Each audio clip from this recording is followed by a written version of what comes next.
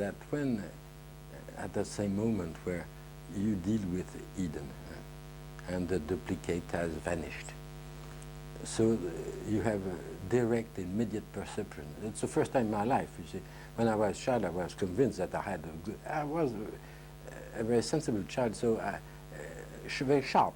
So I was absolutely convinced that I had direct perception. But when I had really a direct perception, I discovered that I was all my life I had been looking, even if I was very sharp, I had been looking at shadows, at a duplicate, mental or intellectual duplicate,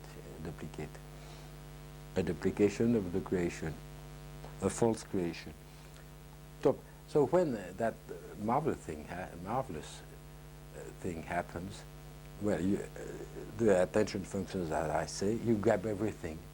But the infinite number of things which are in your field of perception are grabbed effectively in the same time, each one at the same time. So if you compare that to the notes, musics, lots of notes, yeah, an incredible number of notes.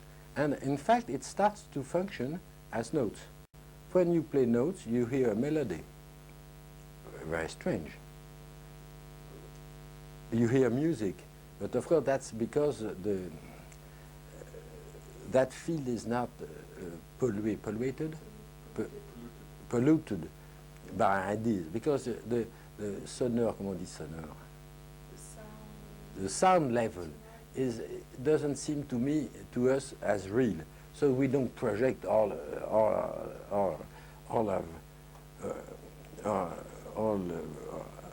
affirmations or mental positions so that's why we hear music.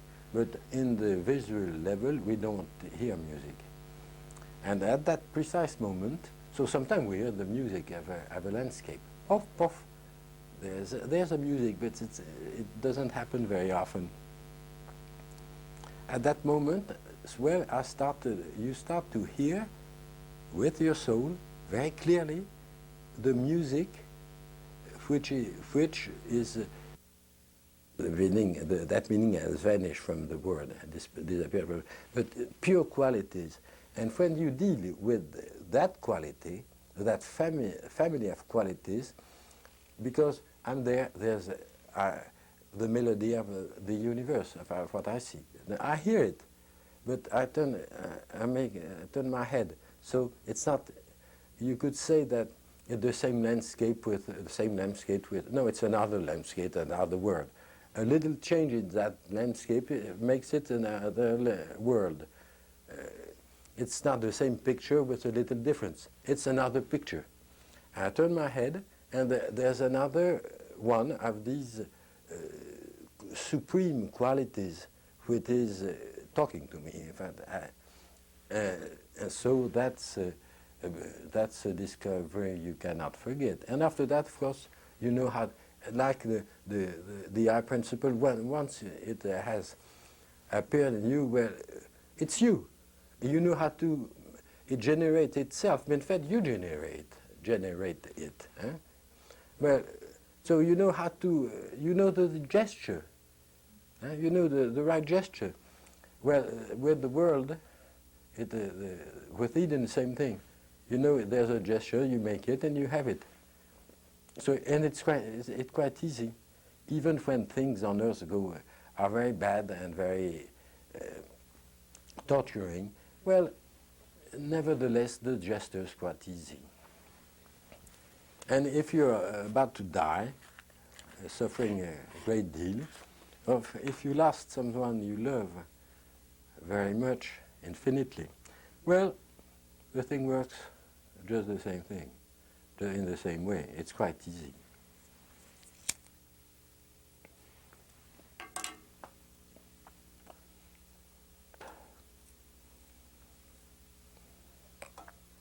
So it's queer because in my case there was a spiritual redemption. In fact, that's the main thing, the center of the thing. After that, if you call that thing God, which is not my word for it, if you call that thing God, well, the generosity is God is even greater than we could think, because I have the only thing which counts. I have the ultimate value. After that, I have more. Impossible to have more, but yes, I have more.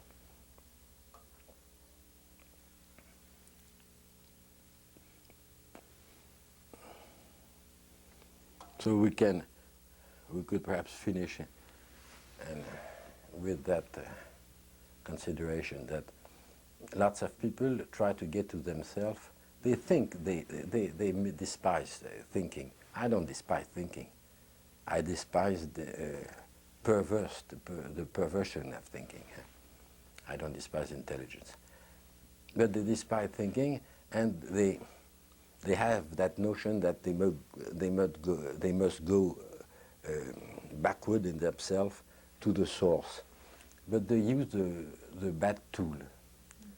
And the bad tool, of course, is thinking. But they don't. But there, it has another name. It's introspection, self-observation.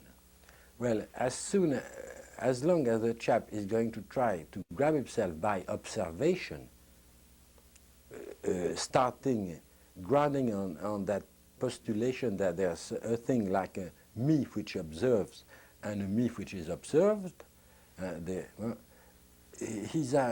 will never work. In fact, that crazy thing, a me who observes and a me who is observed, well, it's a crazy thing. Me spectacle, moi spectateur, see? Well, this is absolutely crazy. And you could say, well, it's just crazy, but it doesn't bite. Yes, it bites. It's very dangerous. Nothing is more dangerous. And I think at the root of the hallucination, there is that inclination which can be very difficultly be resisted, the temptation of observing. So when I observe me, in fact, I'm convinced I'm observing myself. Inside myself, I'm observing myself.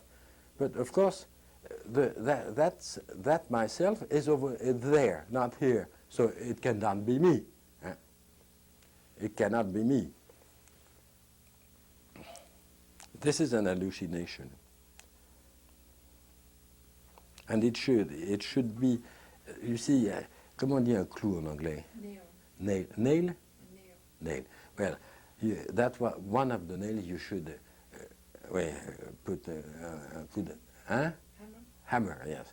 Take the hammer and put the nail and hit the nail indefinitely. Very important that the nothingness, the nothingness and the néant of self-observation, introspection. This is a false path. A false path. And the people who, without knowing it, are using that track, that way, that track, well, they're absolutely sure that they know everything. They know everything. And at the end of sometimes they become very habile. The research about based on the craziness of self-observation can be at the end very sophisticated, and they meet their thing, neutralité, the mot neutre. Comment on dit? Neutral. They meet. This is neutral. This is neutrality itself. But what they don't realize is that neutrality is a thought. Paf! You should destroy that trash.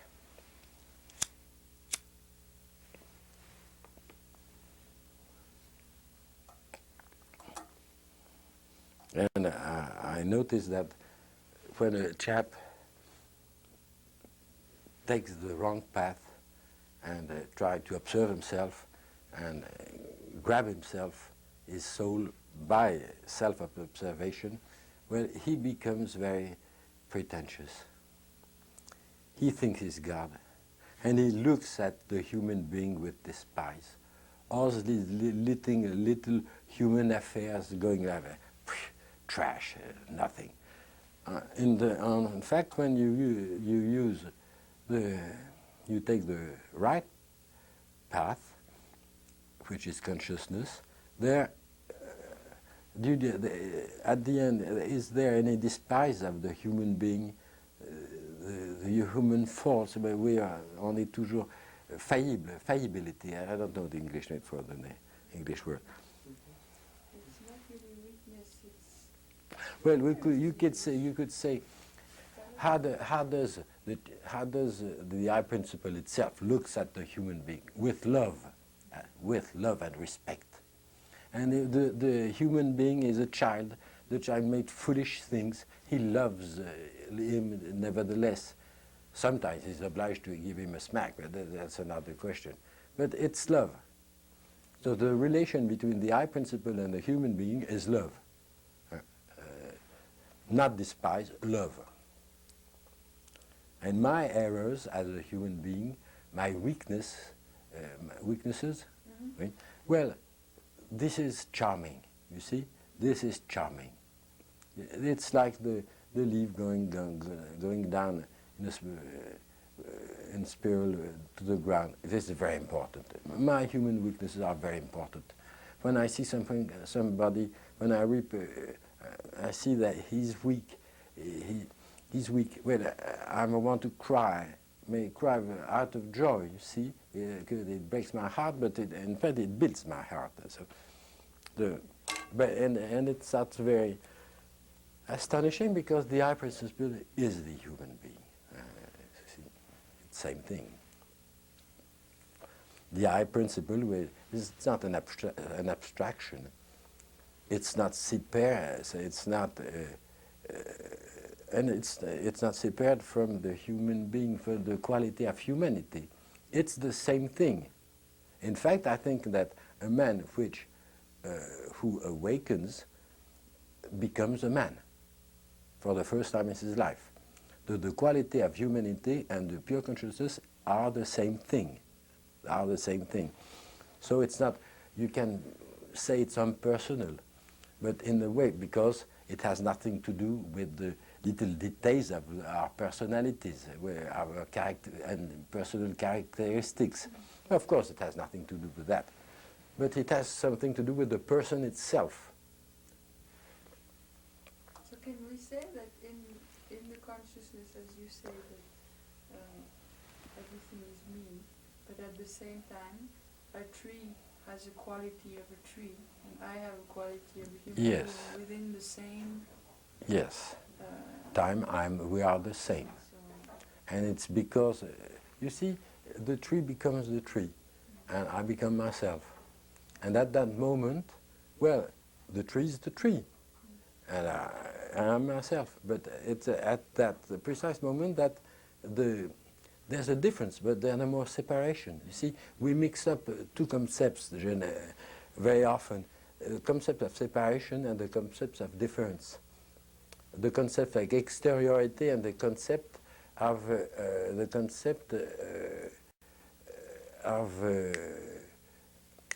multiplicity or diversity. Well, we should make that is the source of many tactic errors in a chap who is looking, trying to grab his soul, go to his soul, to go to his source. So it's just bad thinking. See, normally, if a chap hears an Oriental master, a good one, and who is really grounded in his soul and the I principle, he listens to the master, but he will misunderstand absolutely everything. There's a big risk that he will of misunderstanding and confusing. So he will think that the world doesn't exist. So it's just shit. And my daughter and the love half of my daughter, it's just shit, trash, illusion. And what is personal in me is illusion also. Well, that's awfully dangerous. And that comes from an intellectual confusion between the idea of separation, exteriority, and the idea of difference and diversity. You see, you should not mix it. So it's not because the thing is different from me that it is separated from me. So the tree is the tree, I'm that man, but this occurs only in the level of difference, not in the level of separation.